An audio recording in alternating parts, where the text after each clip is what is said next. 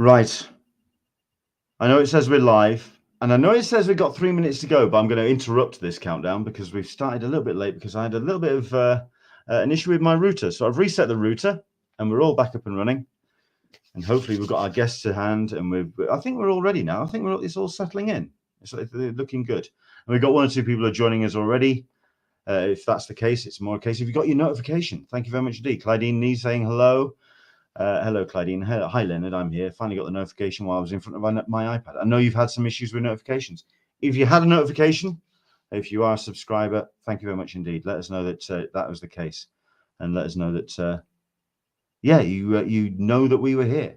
So that's all fun and games. But plenty to talk about today. We've got ourselves some San Diego Comic Con news, a bit of a recap of what I talked about with Lawless last weekend. And of course, we also had the news about Star Wars Celebration. We'll get into that as well. It's the top of the hour. Tell you what, I'm going to knock that countdown on the head, and we'll just dive straight into the opening credits. And let's start the show, shall we? I think that's a good idea.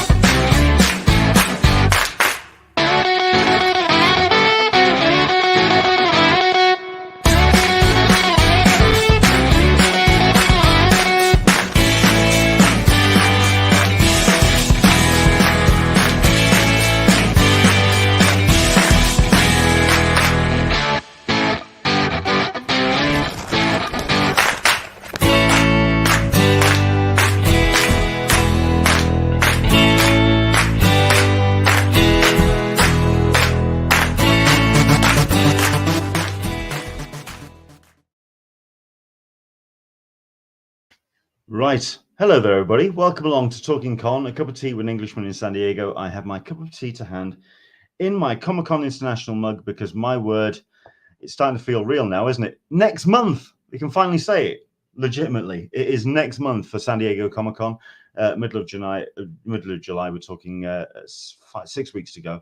We're definitely on our road to get to that. We've got plenty to talk about. We've got some San Diego Comic Con news to come, but we're also going to be getting into some other stuff as well because we've got ourselves some guests, and I promised them that we're not going to keep them too long because it's a Sunday, it's a bank holiday. The last thing I want to do is kind of keep them on and keep them distracted for their bank holiday. They want to enjoy their Sunday, so we will let them enjoy their weekend.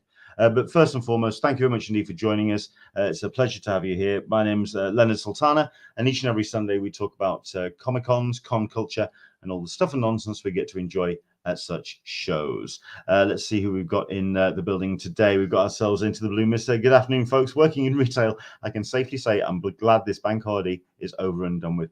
I hear you. I work, as you know, in a national distribution center for a major supermarket chain here in the UK, and we've been a little bit busy. Bank holidays don't count to us. We've been working all the way through it. So, no, I totally appreciate what you're saying there. We've got Leanne D as well saying, hello, everyone. Did you miss me? We are so glad that you've joined us, and we're so glad that you're hopefully feeling a little bit better. We know you've been very much fighting the wars, but looking forward to thank you very much indeed for joining us for yourself, Leanne. Sarita P's joining us. Good day, all. We've got Red Dot Diva as well. Hey, I'm actually awake at 1 a.m. today. Yes, listen, it's good to have you here. And not only that, but it's also going to be really good to see you at Star Wars Celebration. Something else we're going to be talking about a little bit later on as well. Star Wars Celebration, of course, held at the XL Center last weekend. Next year. Going to be in the weekend of the 7th to the 10th of April, 2023. But last weekend, the XL Center also played host to the return of MCM London Comic Con, which is why I'm really glad that we've got ourselves 4 great guests who are 3 great guests, including myself, joining us today. So this is where I welcome our guests today. We have ourselves to my left. Over there, we've got Steve Tanner of Time Bomb Comics. Hello there, Steve. Hello. Welcome along to you. Down below me, we've got Mark Searby, who's it's been a long time coming. How are you doing, sir? Yeah, very well, thanks, Leonard.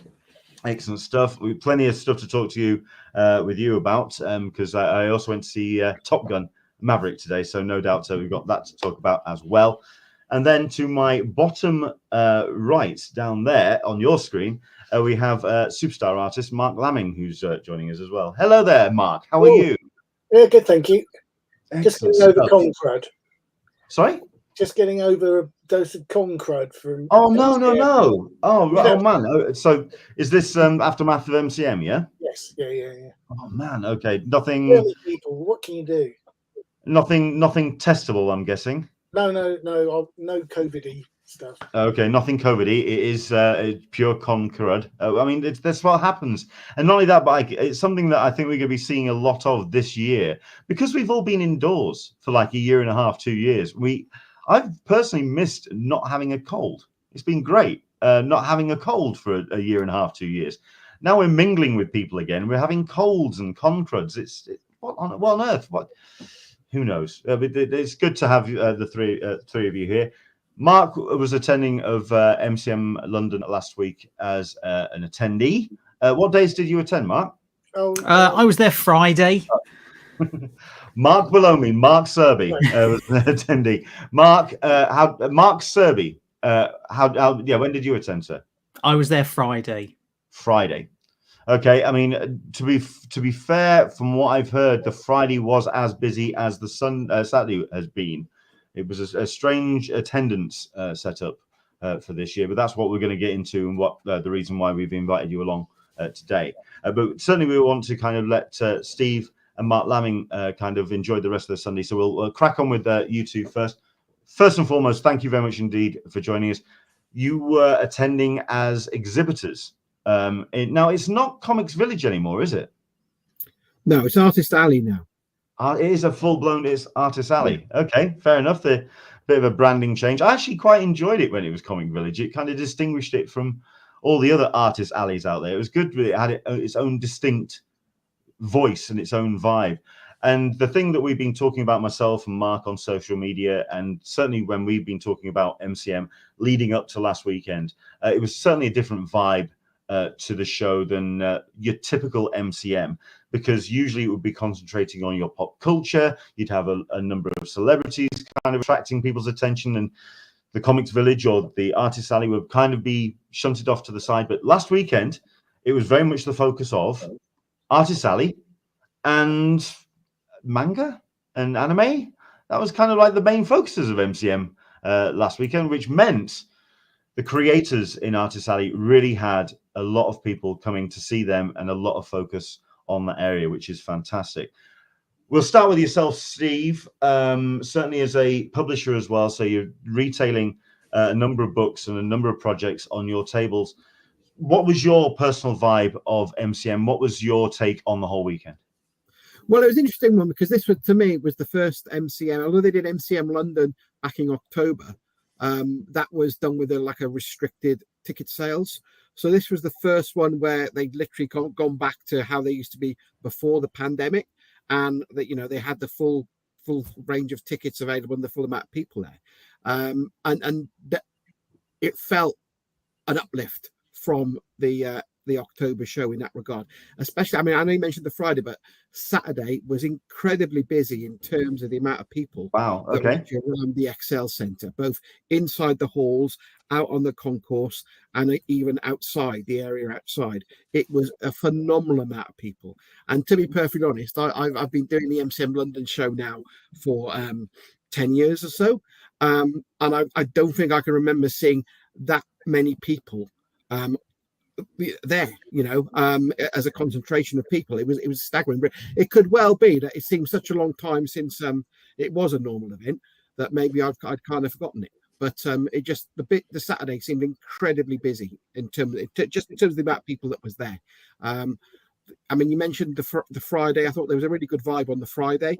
It felt busier than a normal Friday, because not usually on the Friday. I always think it's a kind of a nice day to go if you can, because you avoid kind of all the intensity of the weekend, but everything is actually there.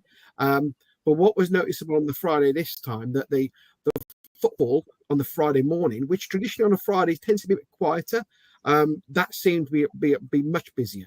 Because in the past, there was a sense that people were going on the Friday, but for a lot of people, maybe they were taking half a day off work or taking half a day off college or whatever. So it'd feel quieter in the morning, and then once you get past lunch, then it would kind of get a bit busy because then it would extend into the evening.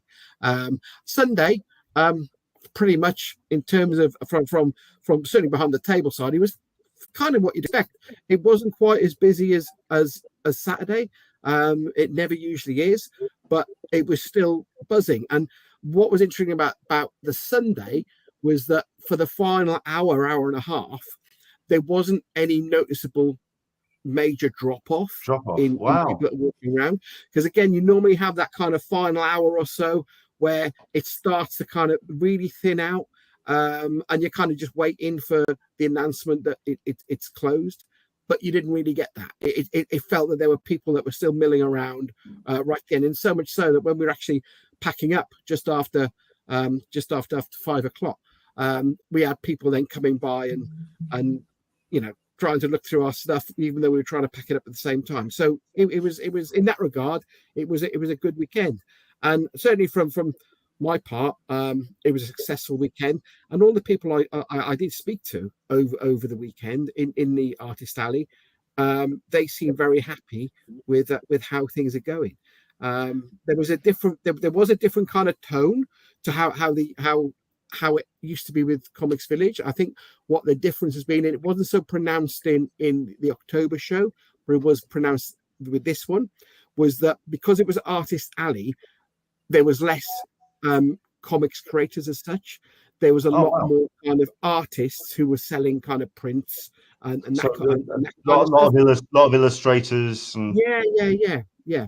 But I think the knock-on effect of that was that the guys that had kind of comics and graphic novels on their tables, they were finding more interest because there was less kind of comics in the alley. Although there was some great stuff in the alley, and the illustrators as well were reporting a really, really good weekend. So certainly, but I mean, the worst part of the show was leaving on the Friday and trying to get from the XL Centre to the North Circular, because they closed all the roads off because of some bike ride. Oh man! And it took like 2 hours to travel from the XL Centre to the North Circular. So that was the worst part of the weekend for me.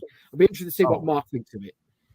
Well, yeah, I mean, for yourself, Mark, then as an illustrator, as a comics artist of much renown, I mean, how many times have you been to MCM? Is this your first? Is this an ongoing thing? Second one. I did Manchester before they stopped doing Manchester, and that had been a really good show as well. And again, that was one of the first ones that Reed Pop had done, so it had a very much a rebranding on that last year, and felt a lot more like a Reed Pop show than it did a British con. Right. Okay.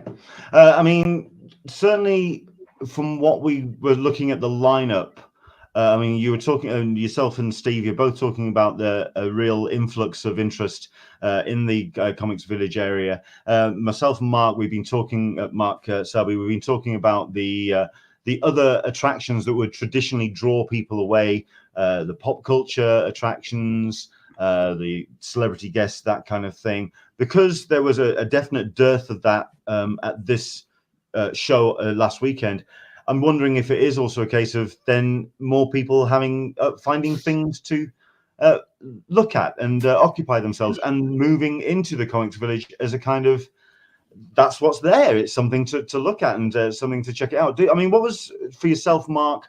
Was it people that knew you were there, or was it a lot of passing trade, as it were? A mixture of both. I would say it was 60% people who'd never seen anything of mine, and 40% people who had come to see me or knew of me. But of that 60%, they were all buying. They were really happy to stop and talk. They, I think the thing I've noticed, I noticed about MCM that was quite different to a lot of British shows that I've done, was there was no demarcation, and it felt very much like everybody was on a level playing field. You know, there wasn't any hierarchy especially as far as the public was concerned. You know, you have a lot of people there who are just interested in pop culture rather than I'm a comics fan, or I'm a Marvel film fan, or I like manga, or I just cosplay. A lot of it was people who had come out for a good day out and wanted to see stuff that they thought was cool. Yeah. And that meant that everybody benefited from that. No, I mean, that's always a good sign. I mean, something that I heard, this was from Brian Bolland, the Lawless show that I attended. He was very nervous about attending Lawless because he wasn't too sure about the layout of that particular show. And the one thing he turned around and said was he was afraid it was like an MCM. And that's kind of become almost like a shorthand for that catch-all kind of pop culture show, which then kind of marginalizes perhaps the comics village, the artist alley area. San Diego, you know. I mean, you'd think. I mean, certainly San Diego is it's a catch-all as well, but MCM seems to be tarnished with a bit of a brush for some reason for that. It couldn't be further from what ReedPop are trying to do. Yeah, which is bring much more focus on comics and comics creators and product, etc., and publishers. Talking to Mike, the organizer, he was saying that this was very much a trial year, and they were just seeing if what they wanted to put forward was going to work, and they now know that it will. So there'll be more comics guests. There'll be more. You know, they'll extend Artist Alley, which was wonderful space as well. Everybody had a really good space in terms of booth.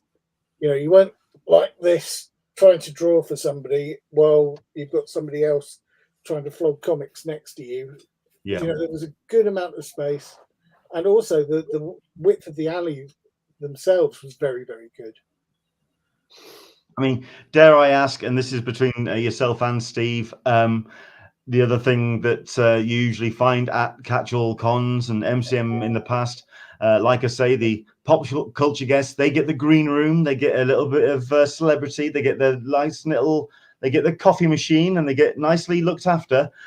This time round, did the Artist Alley guests did they get looked after? Did they get a little bit more of that pampering? Well, I did, but I can't speak for Steve. Oh, I'm always behind the table because that's where I want to be. So if I mean I'm there and I'm just engaging with people. I mean, I don't get time to walk around the show for the 3 days. I maybe catch a bit of who's in the Artist Alley at the start of the day and right towards the end. But apart from that, that's where I'm be. So to be perfectly honest, I'm not really interested in kind of going off and having some sausage rolls or something, wherever goes on the green. I think, you know, it's not my thing. I'd rather be front and center at the show. It's interesting what you said about you know, some of the comments about MCM, because I've noticed a couple of things on social media since the show, and what I always find quite ironic is that it seems to be that many times the people that are quite vocal about, oh, it's an MCM show or should be like MCM, are people who don't actually go to that show. So, you know, they or they haven't been there for 10, 15 years. And obviously, like any show, things evolve. So I always find that quite ironic that some of the biggest kind of most vocal people who are anti-MCM aren't actually part of the MCM experience in the first place. I agree with that. I mean, certainly the thing that I get from it, I mean, like I say, when I say tarnish with a brush, it seems to be across social media. And like you say, it's people who haven't been, and they're looking at MCM from the outside. But those that have been to the show, and I've been to a number of MCMs over the years. I haven't been to any of this, the new MCM, if we're going to call it that, post-COVID. But from what I've been hearing, it's certainly when it comes to the Artist Alley and the comics creators and illustrators, certainly you always hear, and this is prior to COVID as well, the sales are always good. They always come away with a nice, healthy bank balance at the end of it. They've done really well at the table. Was that the same this time round? What was sales like? How did you feel money changing hands? I thought it was great. For my part, I hope Mark had the same experience. Certainly, I mean, certainly all the people I spoke to were very happy with the trade over the weekend. What's interesting as well is that I think it's the sheer scale of numbers. So I think one of the things that you'll often hear about, most of the people who go aren't interested in comics, and that's right. That's 100% right. But 120,000 people go.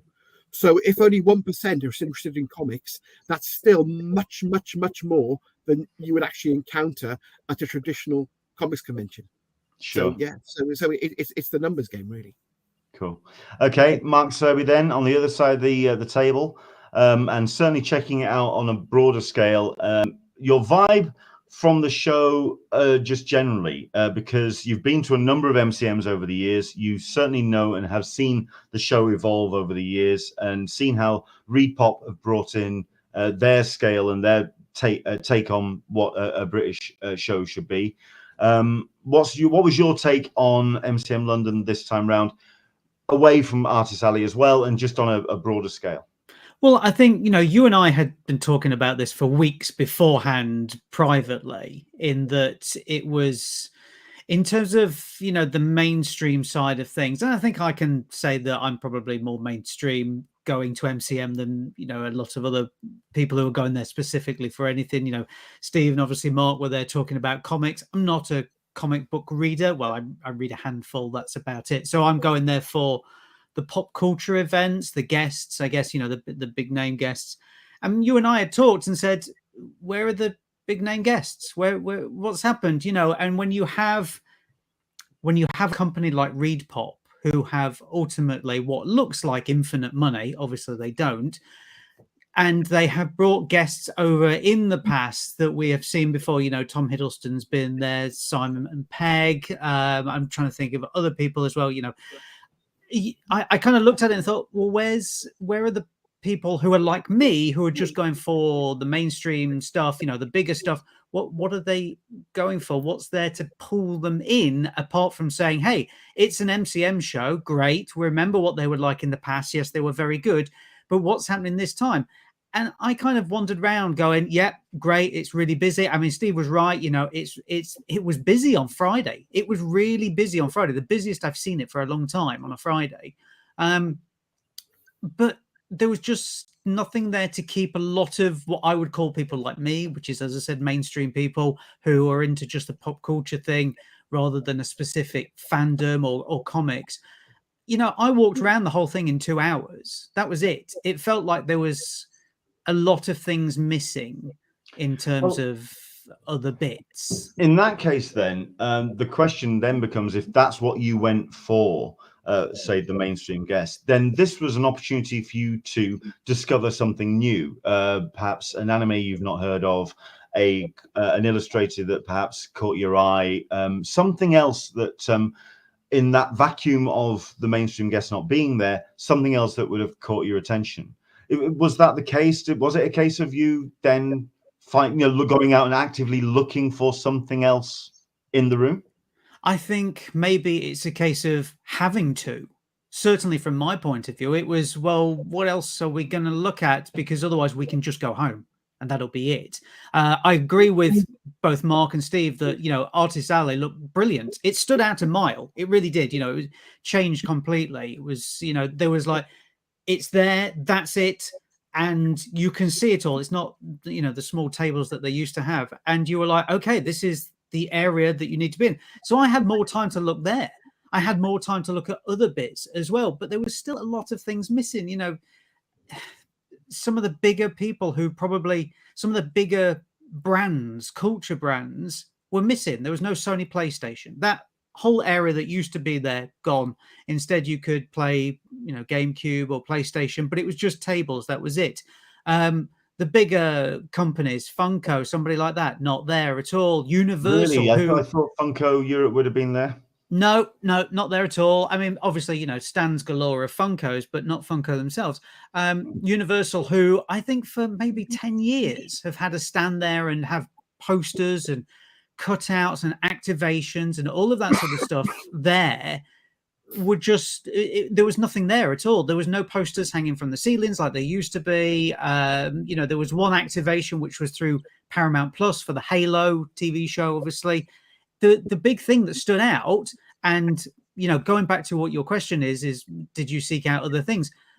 There was a massive booth or something like this. I'm not sure what it was, but for something called Genshi, Genshi.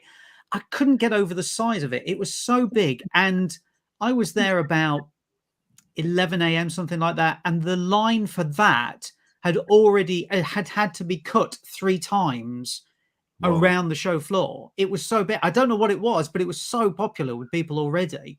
That was the thing. So there are, you know, that kind of stood out where you were like, okay, maybe it's the time for other people to shine this time, which is great, which is absolutely fantastic.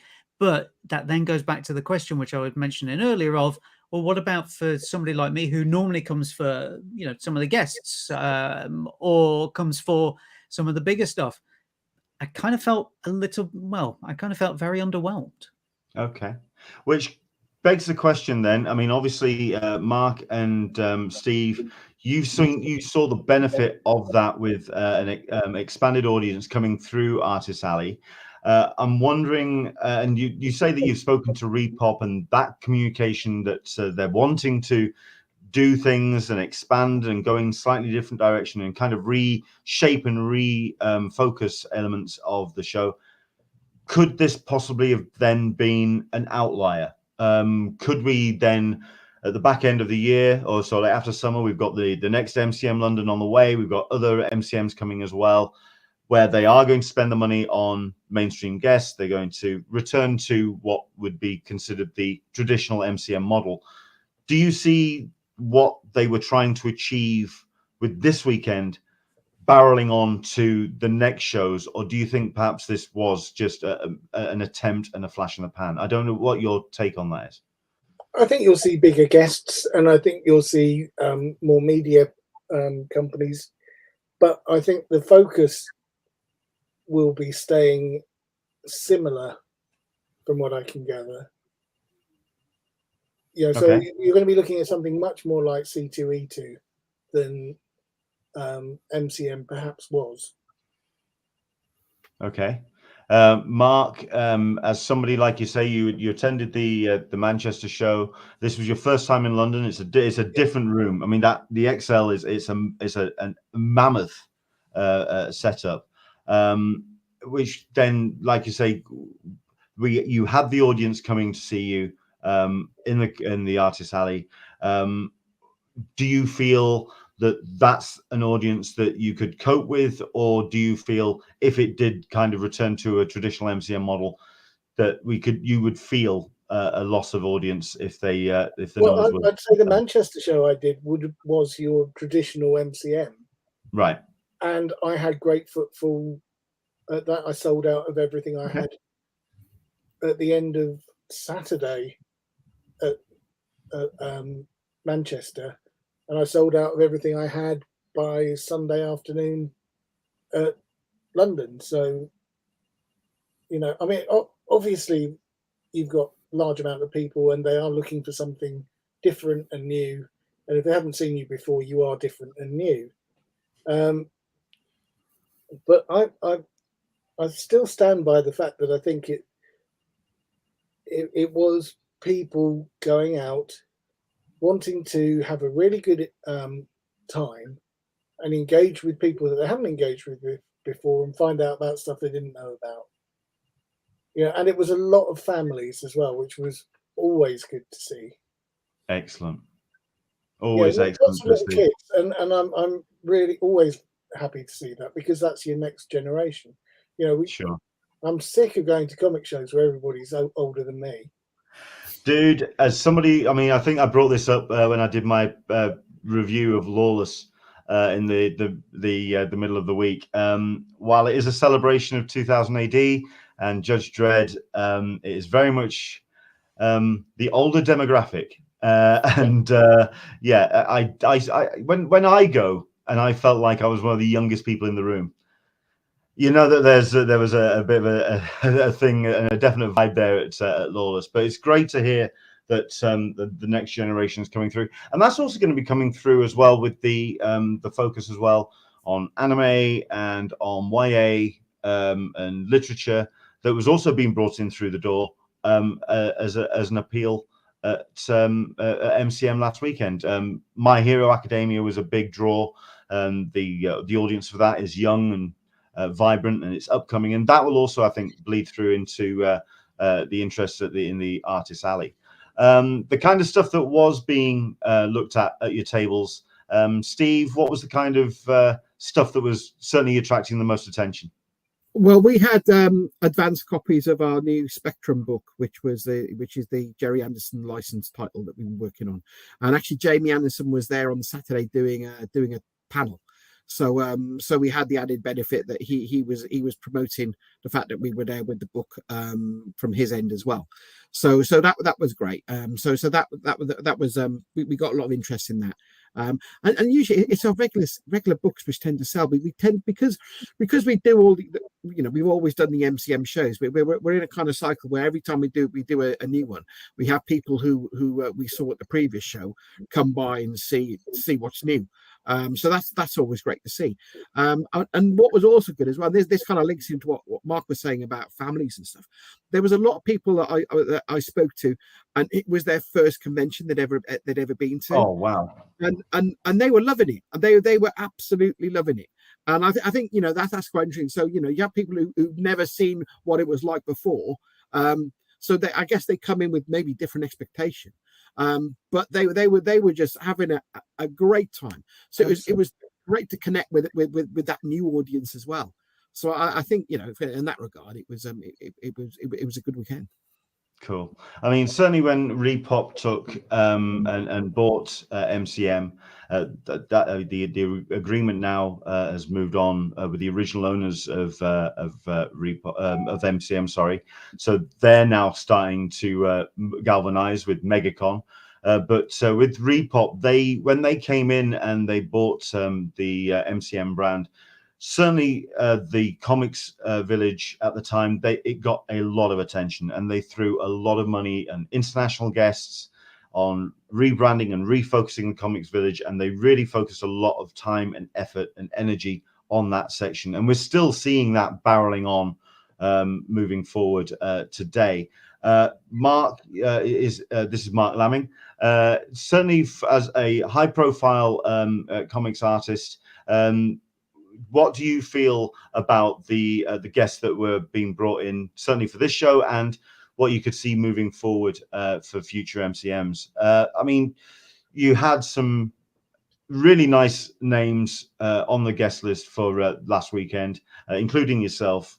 In terms of the kind of the high-profile MCM guests, where do you think that could go for future shows? Well, certainly, I'm sure they'll use all their influence and contacts and be using more of the agents to get those guests over.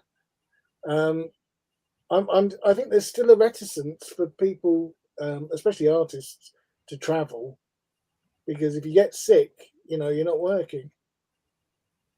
So from friends in the States, a lot of them are still very reticent about coming over.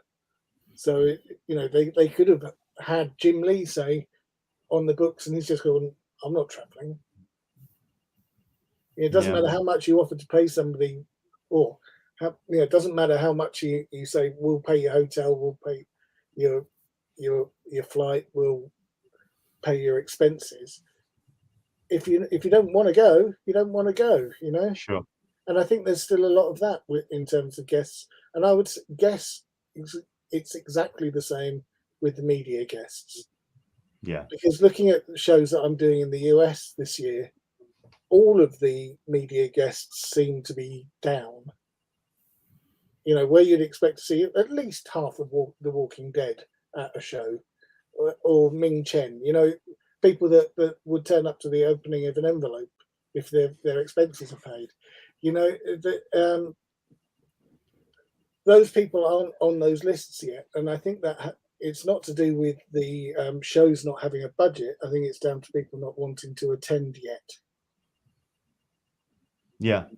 I mean, I'm also really curious as to see, like I say, if they're reframing and refocusing and putting a lot of time and effort and energy into Comics Village, if it could be, or Artist Alley. I see, I've got Comics Village in my head. It is just Comics Village to me, Emma MCM. will be very pleased that you see it that way.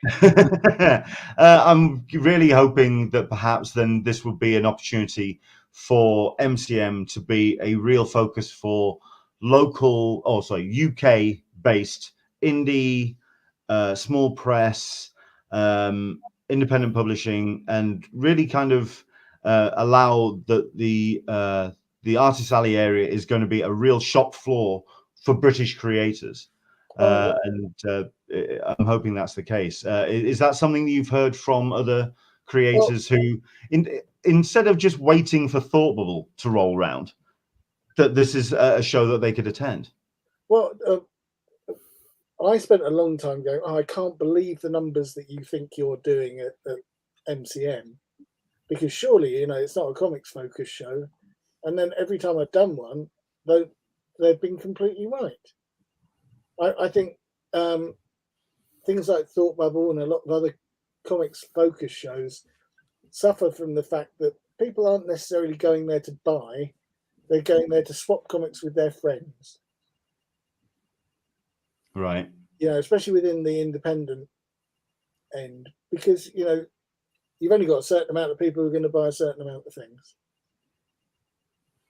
That makes sense. It's not like the old days of UCAC where it was absolutely mental, and you had people pounding on the doors to get in at the Royal National. It's not like that anymore. No. In terms of, it seems like it is a very insular kind of network of people, but they all talk. They all kind of communicate online, and I think, like I mean, we've talked about the tarring of a brush with MCM, and I'm hoping that shows like the one of last weekend is going to kind of allow British creators to kind of recognize that there is a market, there is a shop floor, and there is a real show for them to attend. Absolutely, and there is an audience. They just don't know that they're the audience yet. Yeah, that makes it makes sense. It's not like when we were kids, when you could go to the newsagents and pick up good comics. So and everybody read them. It wasn't like it was like the weird kid in the corner, at school who reads comics, because everybody read them up to about the age of 12, because it was part of your culture. Sure.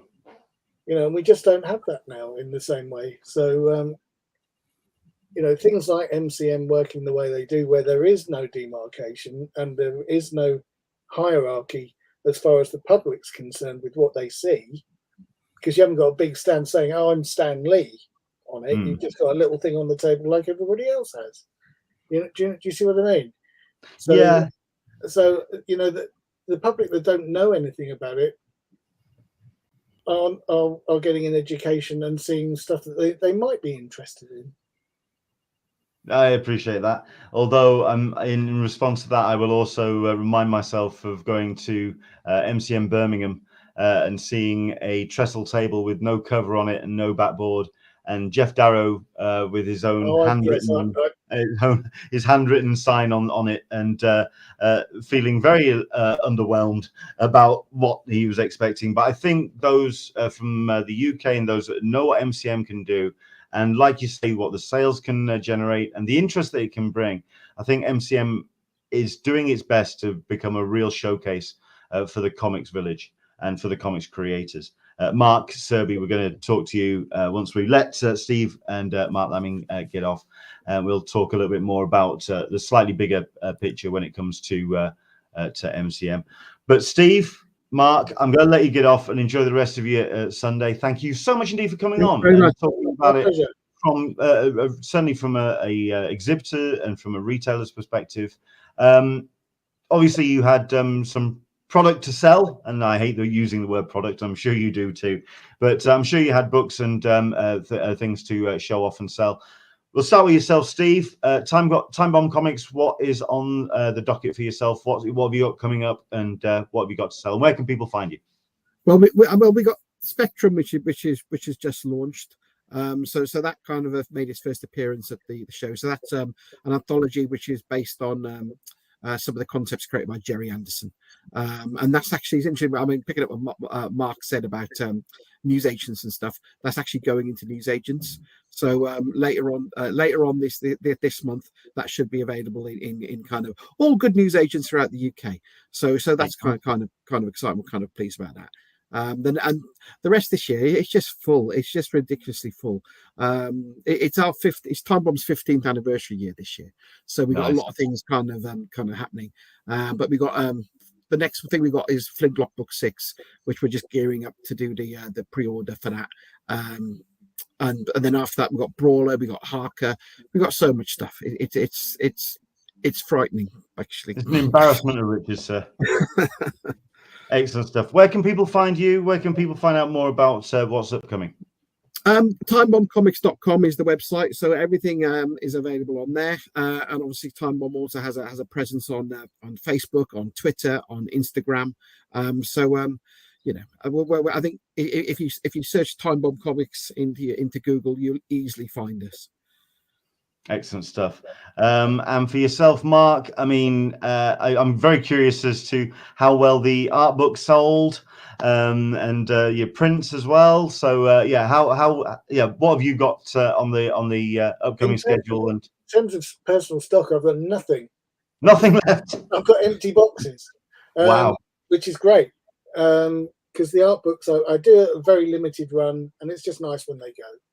I'm so glad I got one when I did then. And the same with the prints. You know, I don't never reprint the same thing. So if you bought a print, that's it.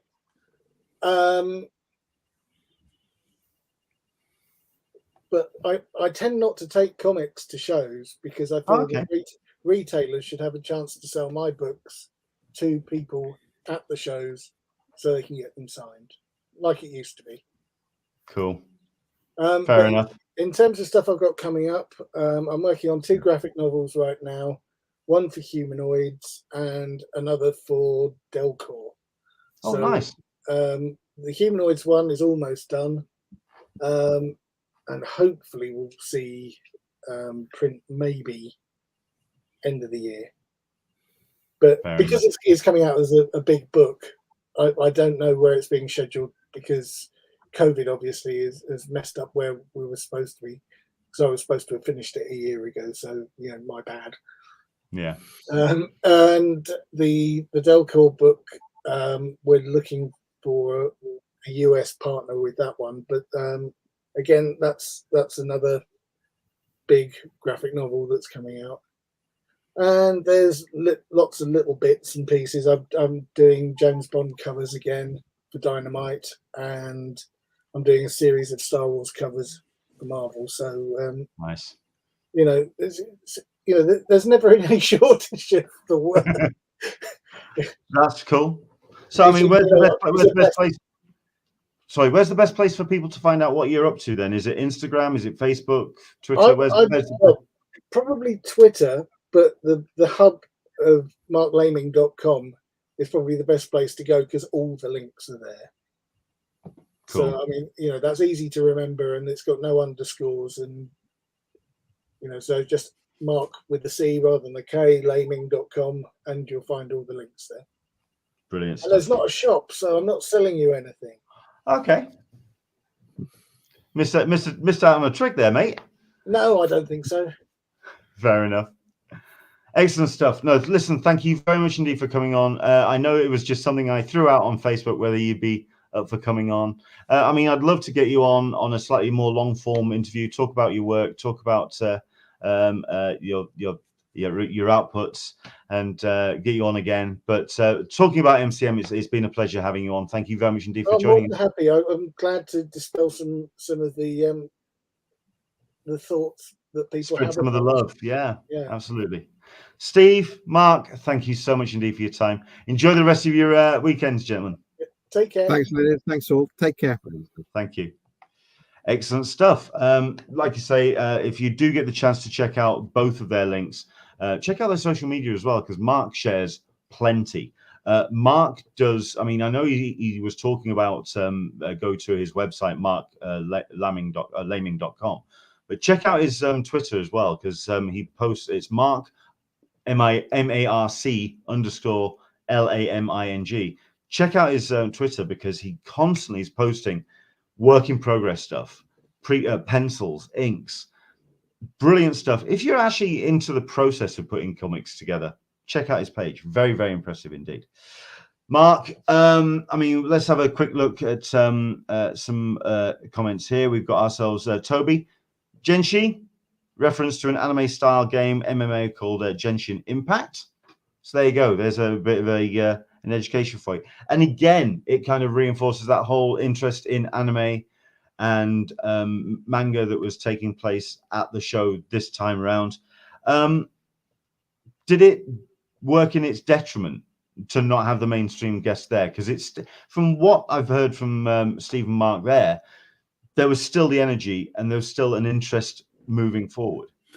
There was absolutely still the energy there, because I think, much like what they had said, you know, people were sort of starved of big scale conventions. Yes, there was the smaller MCM last year, which was kind of like a dip in the toe in the water to see how it's going. But this was big. Here we go. We're back. Full houses, etc. So the energy was there. And, you know, going back to what you had mentioned actually earlier about, you know, how good MCM are at doing Artist Alley, they're also really good at cosplay. You know, MCM really championed that. And, you know, you had come down, Leonard, when ReedPop had first taken over and they did all that cosplay stuff and whatever else. And it spiraled from there. I mean, if you go to MCM London, it is 75% of people in cosplay. You know, it is a phenomenal amount. It really is. And those people were out in full force again. And I'm talking from the point when I got through the door, which was, I don't know, 10:30 in the morning, something like that on a Friday. People were out the front having their photos taken. So in terms of this one that's just gone, I think clearly, you know, from what Mark and Stuart were just saying there, that it looks like people who, you know, who are independent comic book creators or independent publishers or anything else like that did really well out of it. Cosplayers did really well out of it as well. But then, as I said, when you come to somebody like myself, who, once again, I'll happily say, you know, I'm down the mainstream end of the barrel, no two ways about it.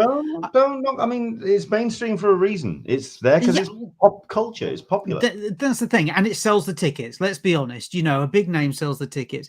I as I said earlier, I came away underwhelmed because there was literally nothing there that kept me engaged. There was things I was like, that's cool, that's interesting, I want to learn more about that. But at the same time, that's not the reason why you went. Exactly, that's the thing. So I kind of came away going, well, what is this show now? What is this show for people like me who have been going for a while and are interested in the big name guests or the big name activations or something like that? Where have they gone? What's happened to them? And the thing is, actually, do you know what? I think it was Mark who was talking about it earlier, who was saying, you know, some people are reluctant to travel. He's right. Absolutely. That's correct. However, I was telling the other half this, that there were a lot of guests, a lot of actors and actresses and directors, etc., in London this past weekend on behalf of certain films, certain TV shows. You can't tell me that ReedPop don't have enough pull to say, hey guys, I know you're in London on Thursday. Can you stay a few more days and come and do MCM on the Saturday or something like that? You know, we'll pay your airfare back or something else like that. You know, that's what kind of boggled my mind, considering the amount of great content they've had through the years. I mean, heck, me and you, Leonard, we attended a panel at MCM for the first series of Preacher. Do you remember that? I did. Yeah, we both did. We did, yeah. And I'm like, okay, this is the type of content that they should be doing. It ties into comic books. It's something new. It's something that's got a relationship between, you know, MCM, ReedPop, and Amazon. There's no reason this past weekend that MCM should not have had something to do with the boys at all. You know, that boggles my mind. There's no reason why MCM should not have had more than what they'd already had to do with the Bob's Burgers movie. That's the Sure. thing. Like, the Bob's Burger, they had a panel on the Saturday. It was a virtual panel. It was pre-recorded. Some people might say that's lazy programming. There's no reason that there shouldn't have been more. I mean, I went to MCM in, I think it was 2018, and they had a whole day of Bob's Burgers showing on a screen, on a loop, and then they showed 2 brand new episodes. And if you went, you got a special pin badge, etc., and whatever else. I'm like, there's an easy answer for you. There's an easy programming. And this is what I can't get my head around, is that there were literally, well, tens, if not hundreds of easy programming that could have been pulled out very quickly, because ideally ReedPop have already got that relationship between Amazon or Netflix or Universal or somebody else like that. Yes, thank you, Andrew. Yes, I know, I saw that. Yes, I did see that. But I don't know if that Bob's Burgers promo was through Universal or not. No. That's the thing. It did seem very kind of third party, didn't it? Well, I walked in, I had my Bob's Burgers t-shirt on because I'm like, here we go, it's Bob's Burgers weekend. Of course it is. I'm like, there's a Bob's Burgers van. I've got to get a photo with the people who are running it.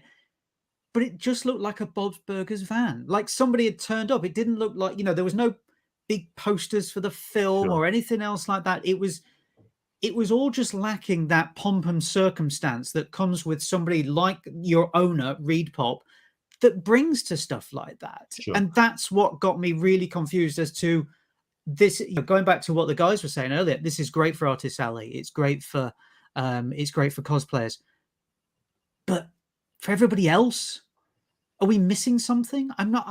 This is the thing. I kind of came away going, I mean, I had walked around the entire MCM in 2 hours. That's a big enough building. Yeah, exactly. That's the thing. It's a big enough building, but when you see some of the pictures I took, there was just space galore. I mean, I think it was Stuart who said, there was a lot of room in the aisles. Steve, there was. Just to correct, Steve Tanner, by the way, Steve. Sorry, Steve. Steve was right. The amount of room in the aisles was bigger than I've ever seen before. And that was nice at a convention. Don't get me wrong. You're like, I'm not bumping into anybody. It's fantastic. I can get to stuff and whatever else. But at the same time, I'm kind of like, have they done this because they don't have enough stuff here? Yeah. You've got 2 comments from Clydine, which make a lot of sense. Let's dive into the first one. Yes, but it is the studios that promote the actors that different shows, that they are the ones that bring them. Sure. Yes. But certainly when we say the tainting of the brush, which we talked about earlier with MCM, it's very much like London Film and Comic Con in that regard then, whereas people are not necessarily going for a specific IP, they are going for the celebrity, and they're going for signatures and photos. So it's a photos, and certainly LF's London Film Comic Con, it's a photos and SIGs kind of show. There is an element of that at MCM in the past, which means while you may not necessarily have a product or a show or an IP to promote, you're in town, you're sat behind a table, and frankly, it's easy money. It's a way of there is an appeal to attend these shows, because take a day out of your schedule and there's several £1,000 worth in the bank, which can be rather handy, for the bank balance. Yeah. Clydine then follows it up with this. Here's the reality. A lot of the studios have let go of their consumer products people during the pandemic, and they haven't hired them back yet. Now, on the flip side of that, MCM have also let a large number of their team go. Myself and Mark were talking about this in the lead up to the London show. As far as I'm aware, they have a team of 3 that was running MCM London, and one of those was on maternity leave. It was a very skeleton crew putting together this show. So I'm wondering if there's a combination of both the studios not having the manpower, maybe not the budget to really invest in Comic-Cons anymore, and then you've got the Comic-Con itself, which may have struggled due to a lack of team. What do you think? What's your thoughts then for that? And Michael P's asked a very good question, which we'll dovetail into. Mark, your thoughts then? It's absolutely, 6 of one, half a dozen of another. It certainly is. But you've got to remember that as much as, these studios have let a lot of people go, they've still got the marketing people in-house. They still have hey, we should be putting them out there to the certain areas, the fans, the ones who are the easy sells, basically. And even if you don't get Bob's Burgers, even if you don't get The Boys, there are a lot of British actors still living here in the UK who have got things coming up, or don't have things coming up, but have a really good catalogue of things that you would think, do you know what, let's get them in, let's get them to talk about their career. I'm lucky enough that I'm friends with a few people who are voice actors who have done some really big stuff, including one guy who worked under Jim Henson for about 10 years. I'm like, there's a guy who has got a story or two to tell. Why don't you get him in? There's a lot of really interesting people here in the UK who have made really interesting stuff. Why aren't they here? That's the thing. I looked at I'm curious how much the My Hero Academia people cost. I'm curious how much the voice actors that they got in cost. I'm curious as to how much the anime actors that they got in, how much they cost, how much money was spent. And we talk about the bottomless pit of cash that MCM have got and Repop have got. I am very curious to see, in much the same as what I suspect. Clydeen, I'm certain, cannot say anything about this, but I'm certain the war chests of a number of these organizers have really taken a massive hit over the last 2 years. Yeah, there's no two ways about it. Everybody has. We know this. This is the thing. But as I said, I go back to what I said 5 minutes ago, in that there was people there who were desperate to spend money, regardless of the cost of living crisis that is, about to hit everybody.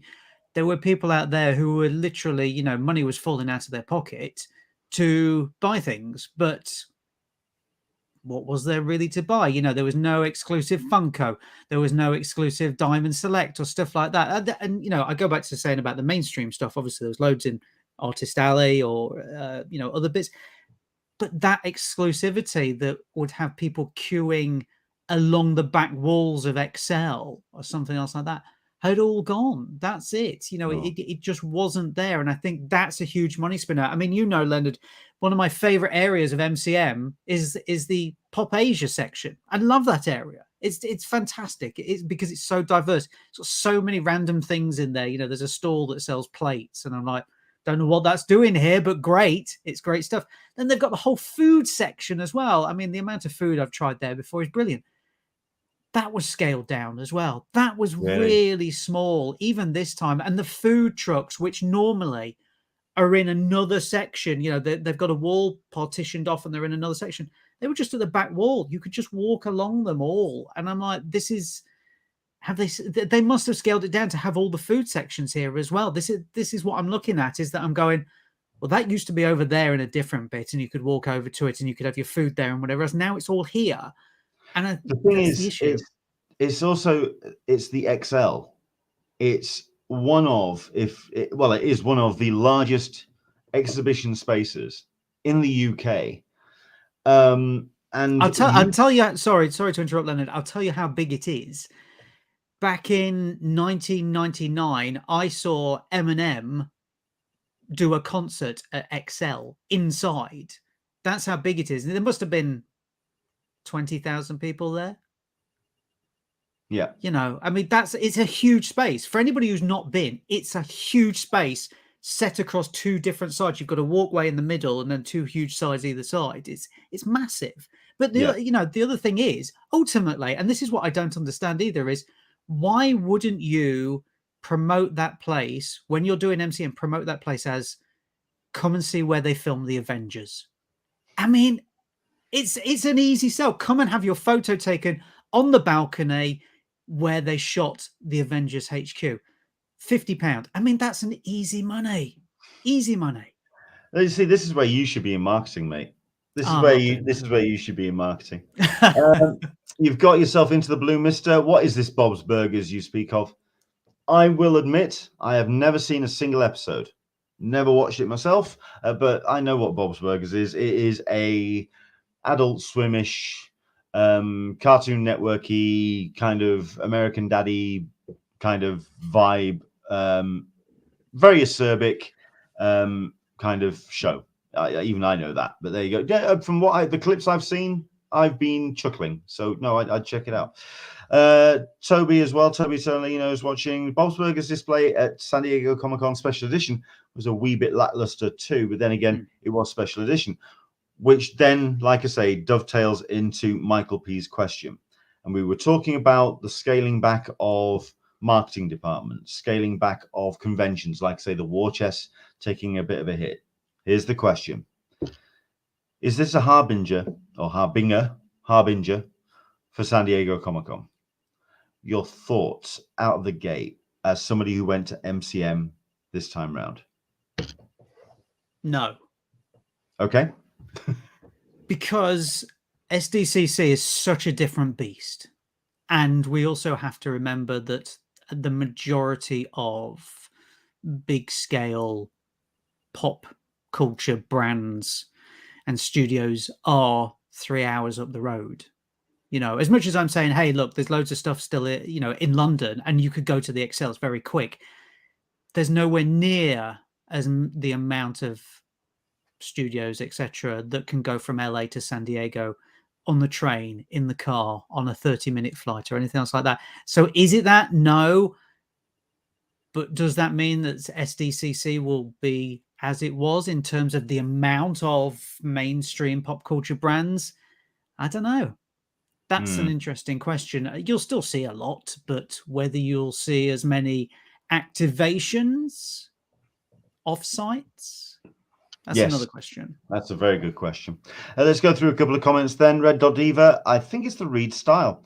Also, yes, Reed did let go the team for SGCC in 2020 and sold the license to a new company set up by the new ex-MD of Reed. That would be, I've forgotten his name, but he's now doing MegaCon. Yes, I've met him a couple of times. I know the guy. All my gripes for STGCC. So this is Singapore Toys and Games. Now Singapore Games Conventions are the same as Mark's for years, except that we are so used to being ignored, and the insane level of popularity of anime manga here is the norm. Yeah. So that's a slightly different take.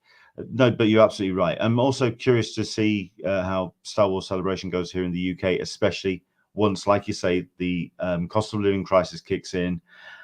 How next year is going to be interesting. We've got Karma Savage. It was good to see the big name booths at Star Wars Celebration. Lego, LG, Sideshow, Mattel, Hasbro. Hope to see all of them at San Diego Comic Con. I need those enormous brands at SDCC. What you've got to remember, though, is that all of those people that are mentioned there have some sort of tie into Disney. True. Which, you know, Star Wars Celebration ultimately is a Disney brand. Yeah. That makes sense. Lego will be there. Sideshow will be there. Mattel will be there. Hasbro will be there. LG?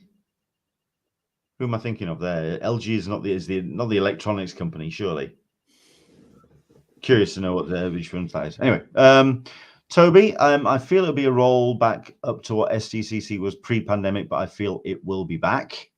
Yeah. Andrew English, I walked around the site many times while taking photos. Genshi and Halo are the only sites there I can remember. Yep.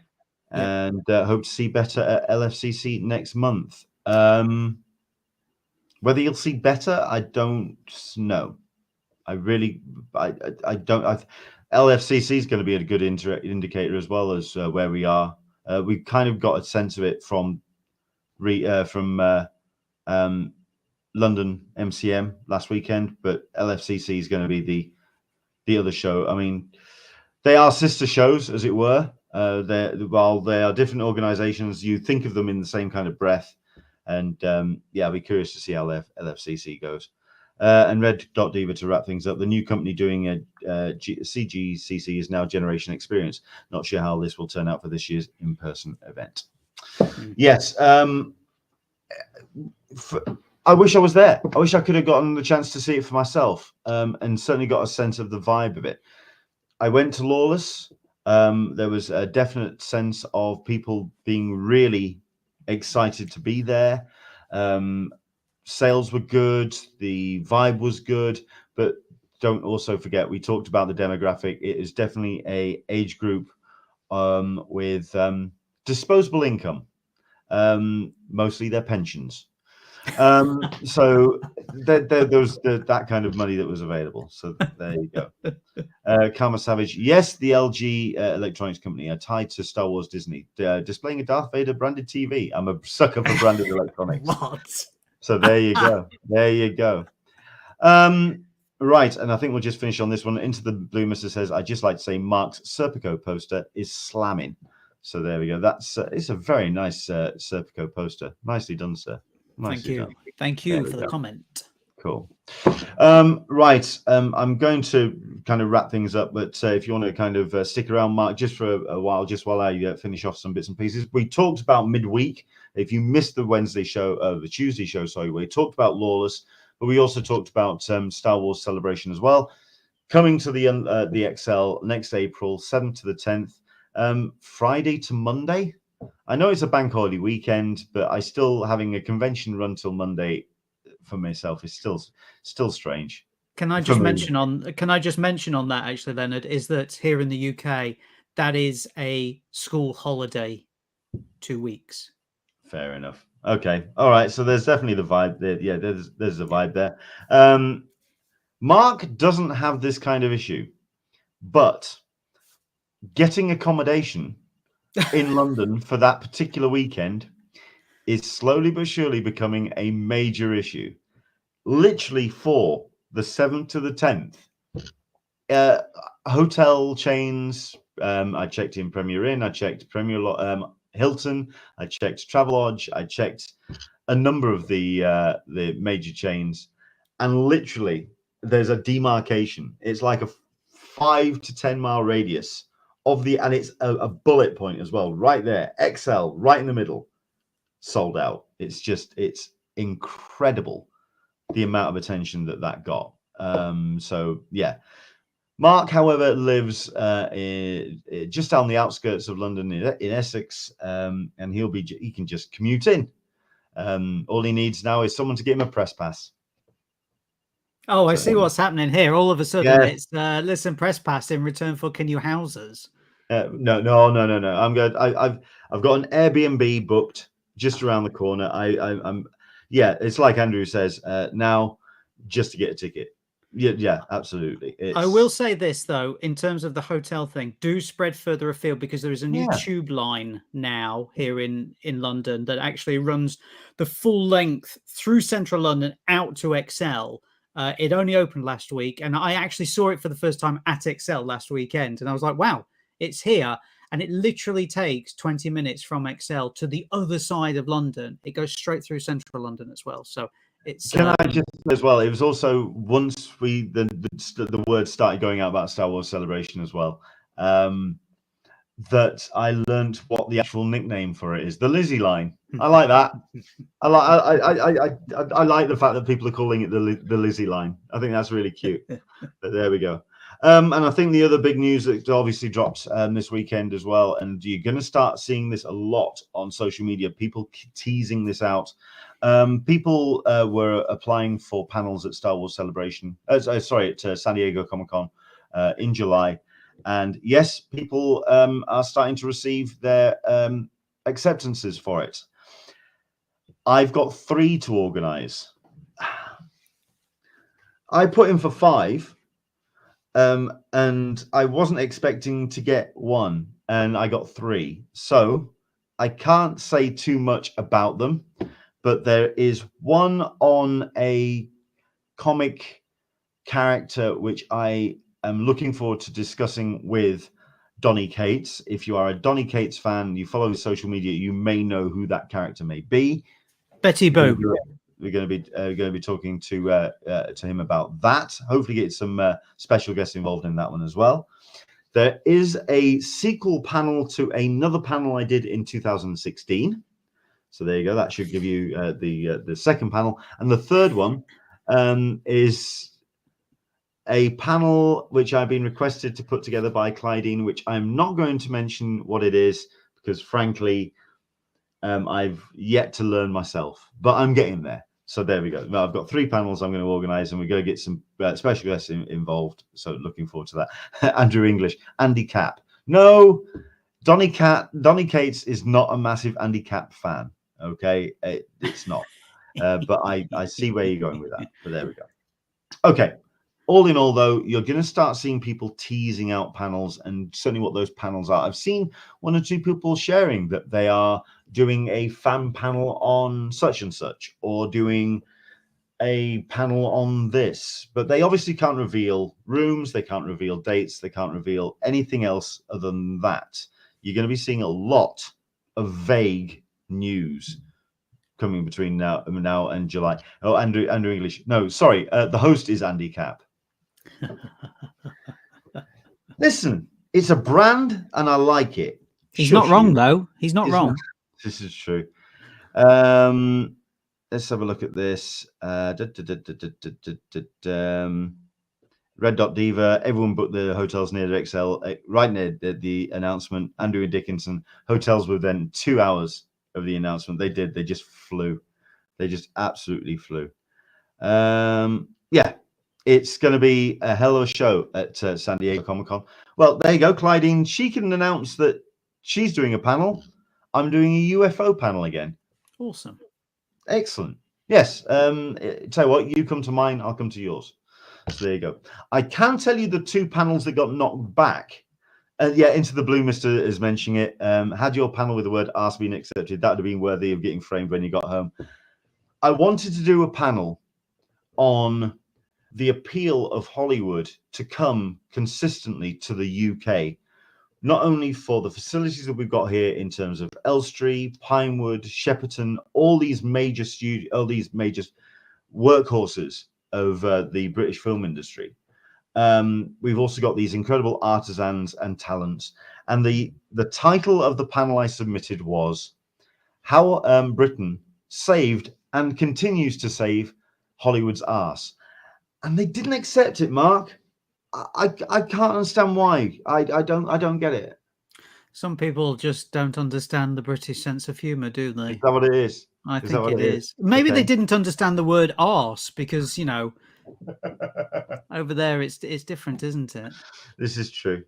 But no, I might resubmit that next year because I actually thinking on it, it's a really interesting topic, and you could get some Shepperton and Elstree guys, directors, filmmakers that have made films there, because there's a real, I mean, certainly when George Lucas came over in '76 to make Star Wars, it was a case of let's get out of the country. We're not going to get the pressure. We're saving money with the tax rebate that the Brits are going to give us. We've got this incredible facility, but he kept coming back. So that I'd like to talk about. Certainly when Tim Burton came over to do Batman, again, that was a sense of being out of the Hollywood machine, being left alone to make the film he wanted to make. And I think there's a real interesting topic of conversation there, but who knows.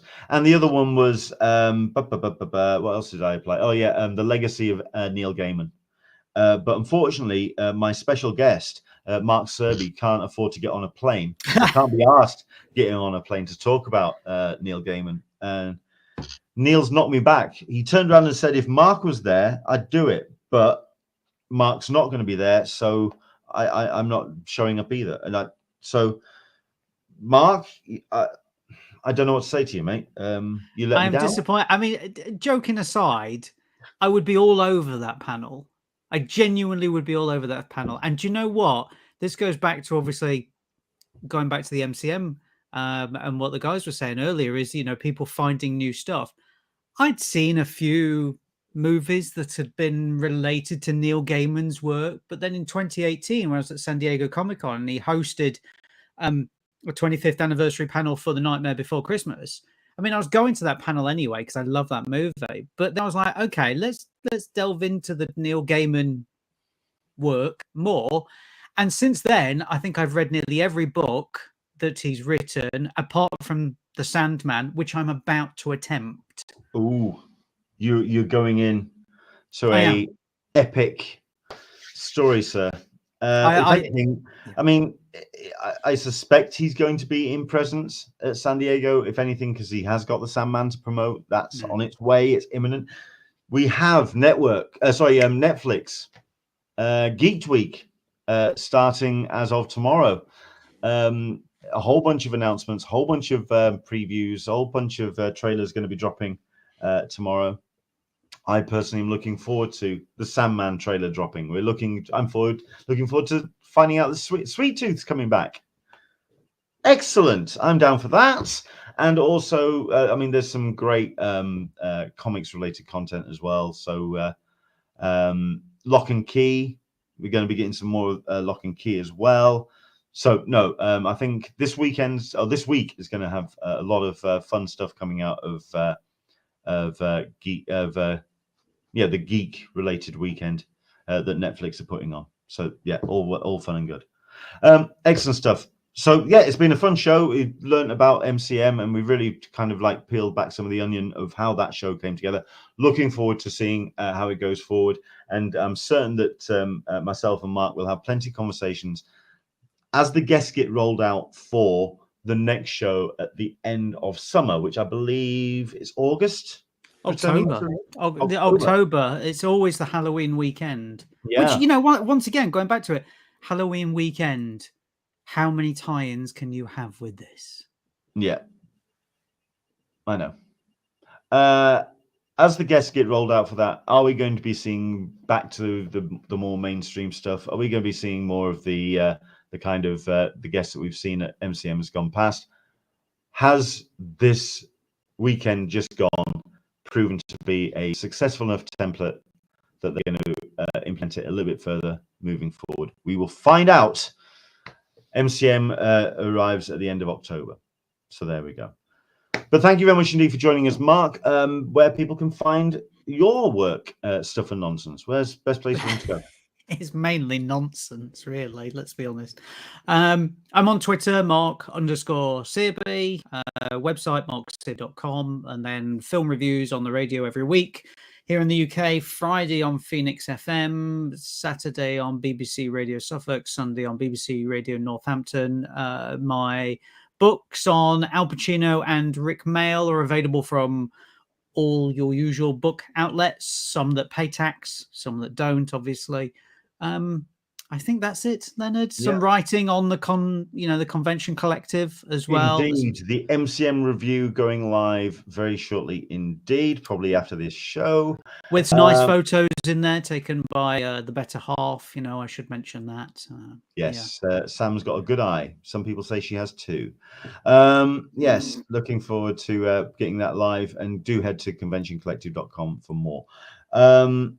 As somebody who doesn't live south of Watford Gap and therefore sometimes misses your radio shows, I'll give you 30 seconds to tell me what you made of Top Gun Maverick, and then I'll give my 30 seconds. So go on then. 30 seconds starting now. Wonderful return to the nostalgia element of Top Gun, but at the same time updating it for the modern day in terms of the action, and also the kind of the story. You know, I like the way that they moved it on and yet still kept Maverick. But I mean that finale is, you know, there's going to be people out there who are going to be looking at that finale and going, "That's how we need to do proper action scenes in the future," to be honest. Done. There's your 30 seconds from myself. Starting the clock now. It's interesting that when we watched The Force Awakens and we talked about it being a kind of scene for scene remake of New Hope, that we felt disappointed and shortchanged. This is ticking all of the boxes from the original Top Gun, and yet for some reason this works. I think it's also because there's a sense of restraint. There's a real sense of we could have done this. We could have said, you could be my wingman anytime. And they just gone, you know what? No, we'll be a bit more respectful than that. And we'll just make a hell of a show.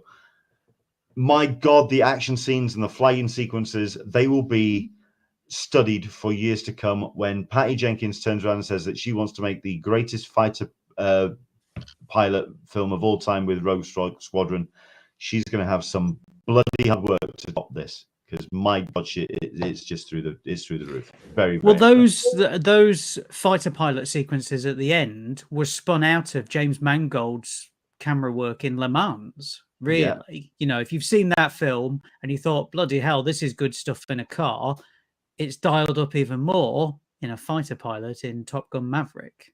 Very impressive. And the fact that it very much feels and looks like they are in the cockpit and really throwing some Ds around. Very, very impressive indeed. Go and check that film out. It ticks all of the nostalgia boxes. And it's got to be said, when you hear the Top Gun anthem and it dovetails straight into Danger Zone, yeah, it's a time travel machine. I don't know how the hell they did it, but it is a time travel machine. You're in the DeLorean and you're back in time. Karma Savage, and they were filmed right in San Diego. Absolutely. My missus is particularly happy that they didn't go to the San Diego bar or the that whatever it's called opposite the convention center. What is it? I even forgotten what it's called. To the reason why myself and the missus have been in that bar. We went in for something to eat, went in for something to drink. It's an absolute fucking dive.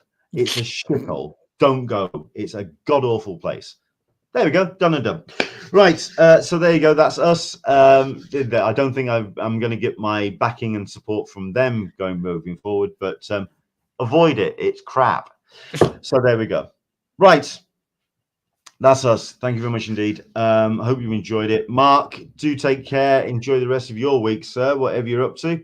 And hopefully we'll see you back on the show at some point between now and July. Don't be a stranger. Especially as we get some more panels and stuff announced. I think that'd be good to have you back on just to talk about how the show's going forward. Kansas City barbecue. Dive. Avoid. It's shit. Right. It's awful. It's awful. Just use the British term. It's a shithole, mate. It's a shithole. It's awful. Okay, moving on. For myself, of course, you can follow my stuff on Englishman SDCC. Hopefully, we'll see you next week for another Talkin Con, a cup of tea with an Englishman in San Diego. As always, if you enjoyed today's show, like, subscribe, hit that button, hit that bell, as all your big influencers usually say. I know you're supposed to say at the top of the show, but I didn't, so who cares? I'm not obviously a proper YouTuber. Take care. Enjoy the rest of your week. For myself and for Mark, we'll see you soon. Bye-bye, everybody.